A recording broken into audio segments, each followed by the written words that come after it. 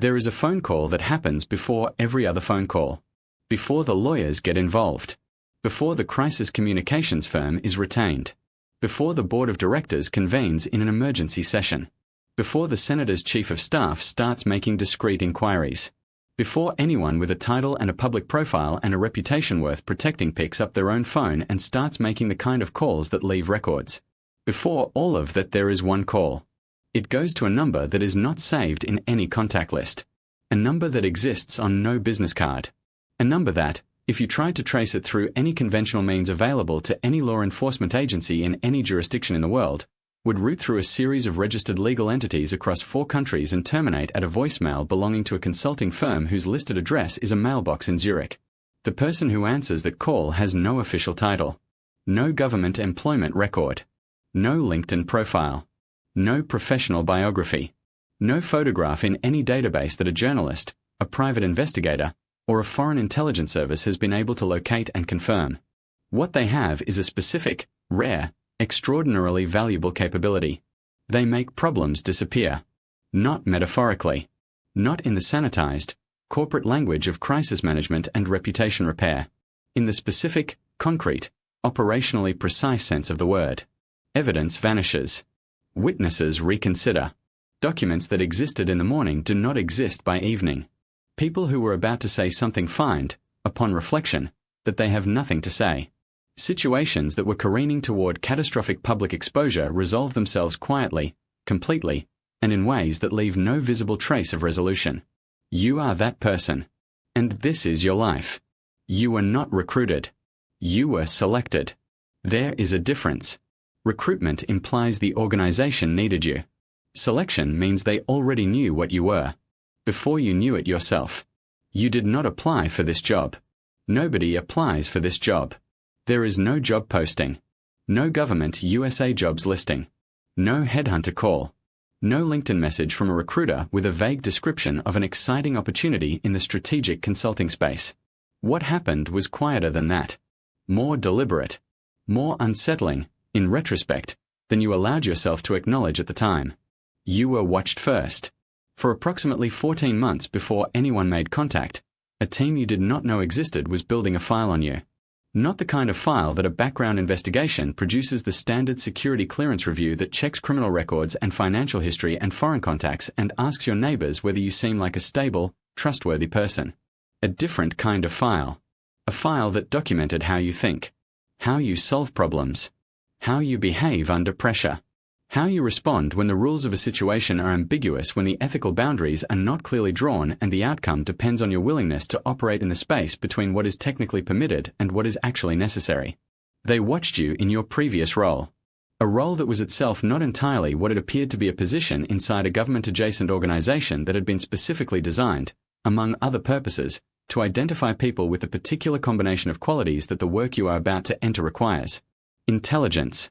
Of a specific kind, not academic intelligence, not the kind that excels at standardized tests and produces impressive grades, but operational intelligence. The ability to read a situation in real time. To understand what is actually happening beneath the surface of what appears to be happening. To identify the leverage points and the vulnerabilities and the pressure that needs to be applied and the precise moment at which to apply it. Psychological resilience. Not the absence of emotion, the ability to feel the full weight of a situation and continue functioning at a high level regardless. The ability to make decisions that have significant human consequences without being paralyzed by those consequences. And something harder to name. Something that the people who selected you described, in the single conversation where the selection was explained to you, as a practical relationship with reality. A willingness to deal with the world as it is rather than as it should be. An absence of the kind of moral rigidity that would make someone useful in a church but useless in the specific rooms where you are about to spend your career. The contact was made at a conference. An unremarkable professional gathering in a mid-sized American city. A man sat next to you at a panel discussion, made a specific comment about the presentation that told you immediately he knew considerably more about the subject than he was letting on, and suggested dinner. Over dinner, across 3 hours and a bottle of wine that he ordered without looking at the menu, he described a role that did not have a formal title, within an organization that did not have a formal name, doing work that he described in terms precise enough to be understood and vague enough to be deniable. He slid a business card across the table. A name. A phone number. Nothing else. He said, "Think about it." But not for too long. You called the next morning. There is no training facility with a name. The location where your preparation took place is described in the paperwork that you signed, but were not permitted to keep copies of as an off-site assessment and development program operated by a private contractor whose relationship to the government agencies that fund it is structured through enough institutional layers to be effectively invisible to any oversight body that is not specifically motivated to look. The training lasted 11 weeks. It did not look like training. It looked like a series of situations, some constructed, some real, some impossible to distinguish from either, that placed you in circumstances requiring decisions.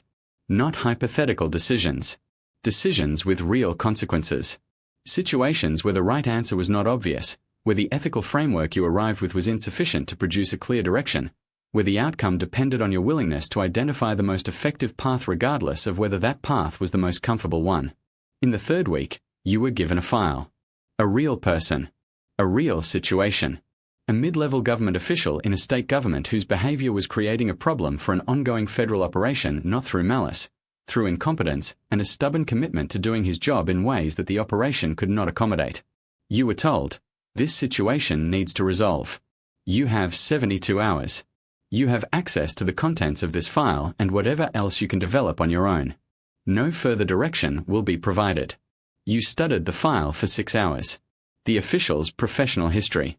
His financial situation: modest debt, a mortgage slightly above his comfort level, 2 children approaching college age. His relationships: a marriage under the specific, quiet strain of 2 people who have been together long enough that the distance between them has become habitual. His ambitions: a clear desire for advancement that his current position was not producing. You made 3 phone calls. You arranged 1 meeting that appeared, to everyone who attended it, to be entirely coincidental. You introduced 1 piece of information into 1 conversation in a way that produced, over the following 48 hours, a sequence of events that resulted in the official voluntarily requesting a transfer to a different department, a transfer that removed him from the operations path entirely, that he experienced as a career opportunity rather than a removal, and that left no fingerprints of any kind connecting the transfer to the federal operation he had been inadvertently threatening. Your trainer reviewed the outcome. He said 4 words. You understand the work. That was the end of week 3. The remaining 8 weeks built on that foundation. You learned the specific mechanics of the toolkit. How to locate, evaluate, and develop leverage the vulnerabilities, financial, personal, professional, psychological, that exist in virtually every human being and that, when correctly identified and correctly applied, produce behavioral change without the messiness of coercion. The difference between leverage and blackmail is precision and deniability. Blackmail is crude. Leverage is architecture. You learn the landscape of legal entities: the shell companies, the foundations, the consulting firms, the law firm trust accounts through which money moves without leaving the kind of trail that a motivated investigator can follow. Not because the money is illegal, necessarily. Because the connection between the money and its purpose is information that nobody involved in the transaction has any interest in making available. You learned the specific capabilities and limitations of the intelligence agencies whose unofficial orbit you now occupy. The CIA's authorities under Title 50 of the U.S. Code. The FBI's jurisdiction boundaries and the specific circumstances under which those boundaries become negotiable. The D's relationships with foreign law enforcement that create channels of information and influence that exist outside any formal diplomatic structure.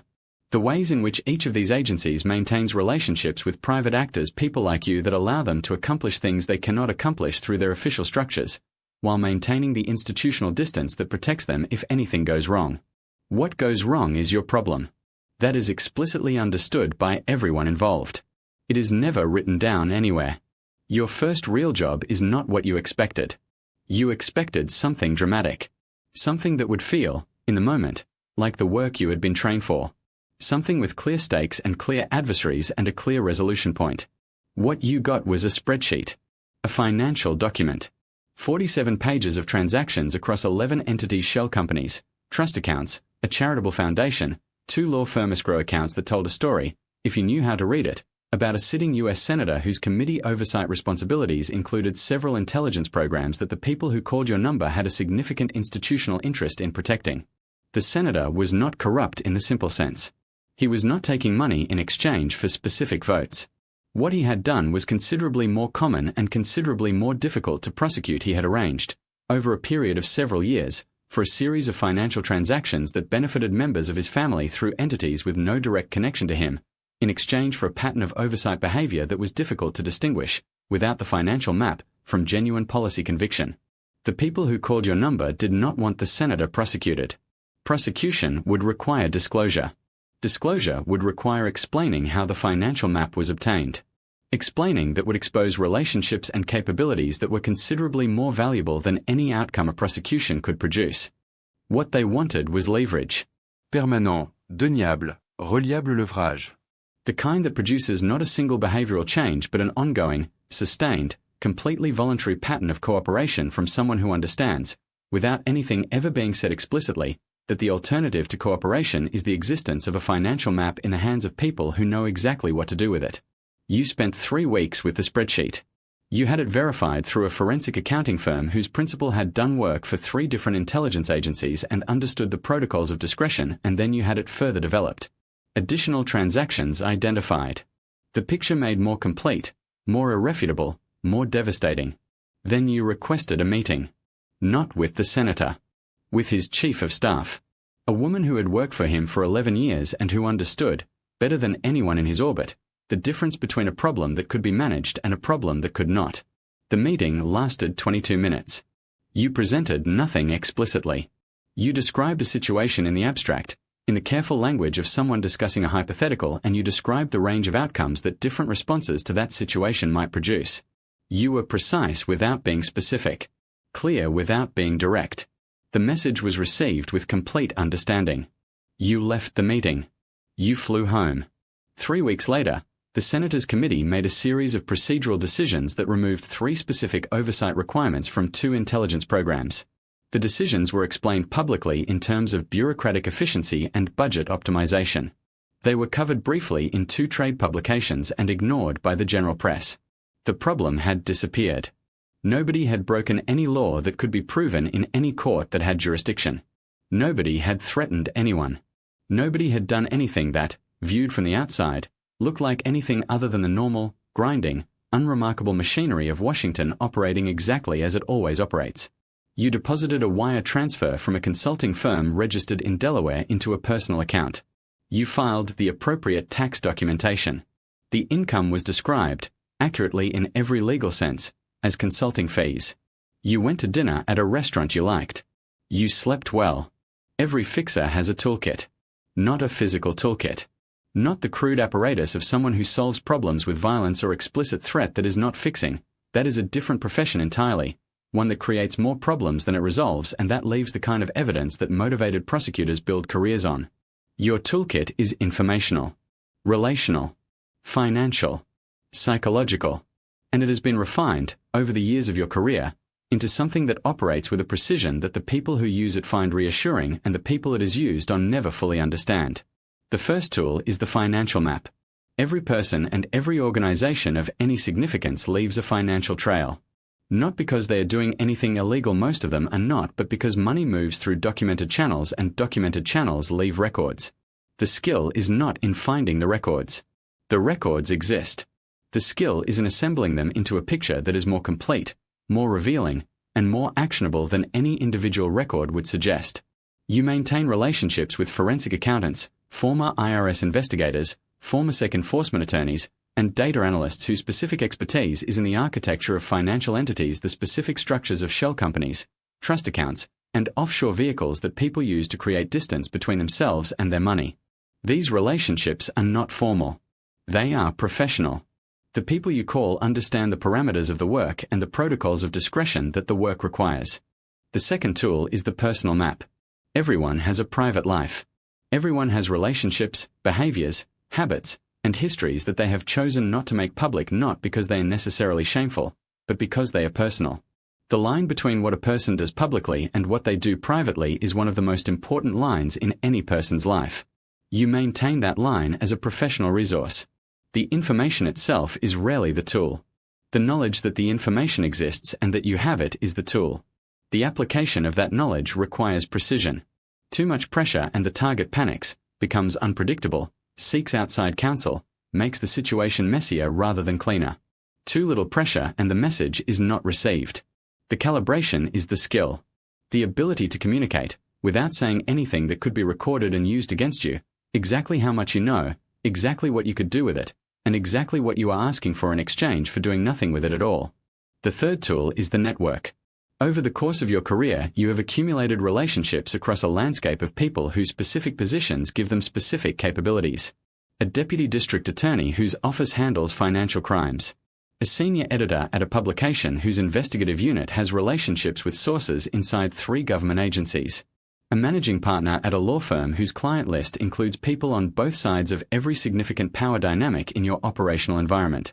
A former intelligence officer whose post-government career involves a private consulting firm that maintains capabilities his former employer finds periodically useful. None of these people are on your payroll. Most of them would be uncomfortable with the suggestion that they have any relationship with you beyond the occasional professional interaction. But the relationships exist. And the relationships, like all relationships, are subject to the dynamics of mutual interest and mutual understanding that make human networks function. The fourth tool, the one that took the longest to develop and that you consider the most valuable, is patience. Most problems that reach you are not problems that require immediate action. They are problems that require correct action at the correct moment. The ability to hold a situation, to gather information, to map relationships, to identify the precise pressure point and the precise moment without acting prematurely is what separates the people who fix problems from the people who create new ones while trying to fix the old ones. You have ended careers with a single phone call made at exactly the right moment. You have preserved institutions with a single document withheld at exactly the right moment. The moment is everything. Nobody who does this work long enough avoids the question. It comes at different times for different people. For some it arrives early in the first year, during the first job that produces a consequence the person had not fully anticipated when they designed the solution. For others it takes longer. The professional vocabulary of the work, the language of problems and solutions, leverage and resolution, situations and outcomes, is effective insulation against the kind of reflection that the actual human content of the work might otherwise produce. But eventually, the insulation thins, and the question arrives.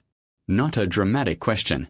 Not the kind of moral crisis that people imagine when they think about the lives of people who do things that exist in the grey space between law and lawlessness. Not guilt in the cinematic sense, the sleepless nights, the haunted expression, the drink poured at midnight over memories that will not stay quiet. Something quieter than that. More persistent. More difficult to address because it does not present itself as a crisis but as a slow, accumulating awareness. An awareness of what you have become. Not of what you have done, the specific jobs, the specific solutions, the specific problems that no longer exist because you made them stop existing. Those you can hold at a professional distance. They were situations. They required resolution. You provided resolution. The people who called your number needed something done that they could not do through the channels available to them. You did it. The relationship is transactional. The transaction is complete. The awareness is something different. It is the awareness that the person you were before the selection, the person who sat at that conference panel and had dinner with a man who ordered wine without looking at the menu, is no longer the person you are. Not because something was taken from you. Because something was added. A layer of understanding about how the world actually operates, beneath the surface of the institutions and the laws and the stated principles that the world presents as its operating framework. You understand now that the institutions are real. The laws are real. The stated principles are, in many cases, genuinely held by the people who state them. And you understand that none of those things are the actual operating system. The actual operating system is leverage. Relationship. The quiet application of pressure at precisely the right point by precisely the right person at precisely the right moment. The world that most people inhabit, where institutions function according to their stated purposes, and laws are enforced according to their written text, and power operates through the channels that democratic theory describes, is real. And it is also a surface. Beneath the surface, the world operates the way it has always operated. Through the specific, human, ancient dynamics of who knows what about whom and what they are willing to do with that knowledge. You live beneath the surface. You have lived there long enough that the surface feels, when you occasionally return to it at a dinner party, at a family gathering, in a conversation with someone whose life exists entirely within the institutions and laws and stated principles that form the official operating system, slightly unreal. Slightly thin. Like a stage set that you can see the scaffolding behind. The question that the awareness produces is not, was it worth it? The question is, was there ever a version of this where it wasn't? Where the world operated the way it claims to operate? Where the institutions were sufficient? Where the laws were enforced consistently? Where the problems that reach your phone number could be resolved through the channels that officially exist for resolving them? You have thought about this question for a long time. You do not have a satisfying answer. But you have noticed something.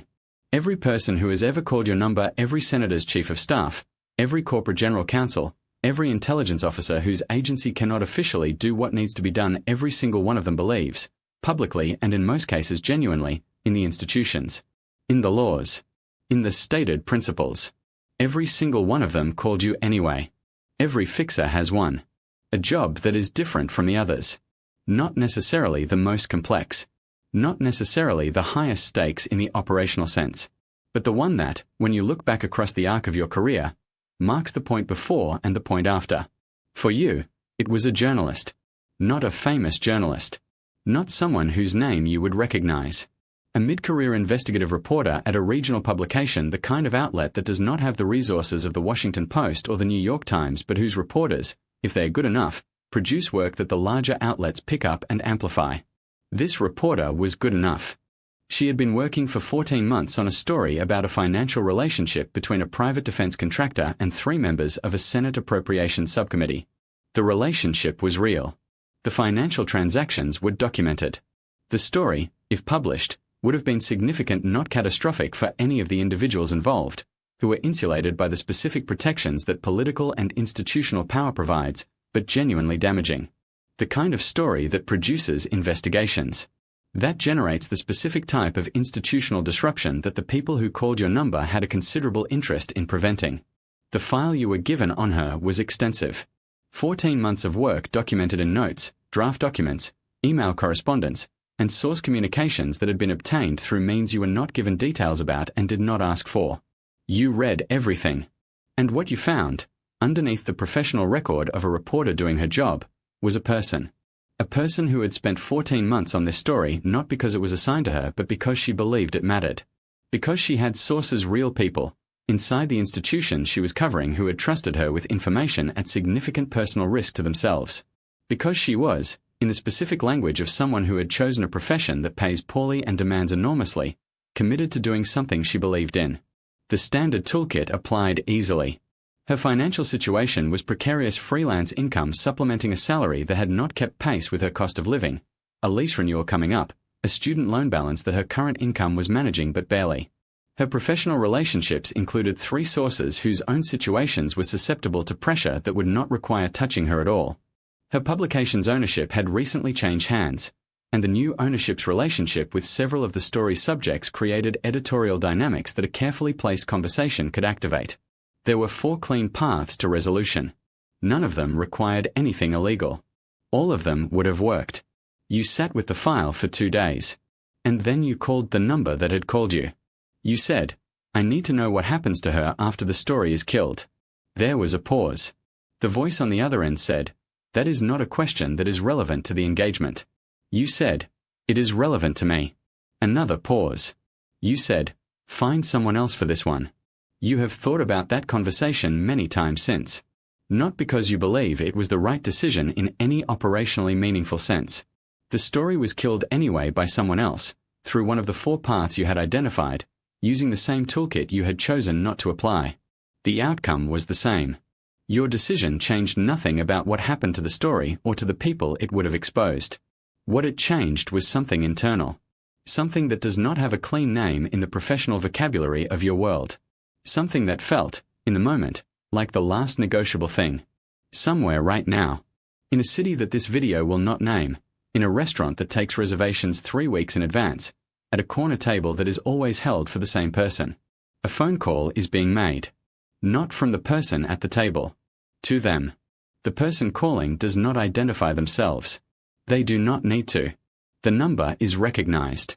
The call is expected not tonight specifically, but eventually. These calls always come eventually. The situation is described in 4 sentences. A problem. A timeline. A level of resolution required. A number. The person at the table listens without taking notes. They do not take notes. Nothing about this conversation will exist in any record. They ask one question. Not about the mechanics of the resolution. Not about the assets available. Not about the legal exposure or the institutional relationships or the specific leverage points that the file which will arrive tomorrow through a channel that leaves no trail will identify. They ask, does anyone get hurt? The voice on the other end says, that depends on your definition. The person at the table is quiet for a moment. Then they say, I will call you tomorrow.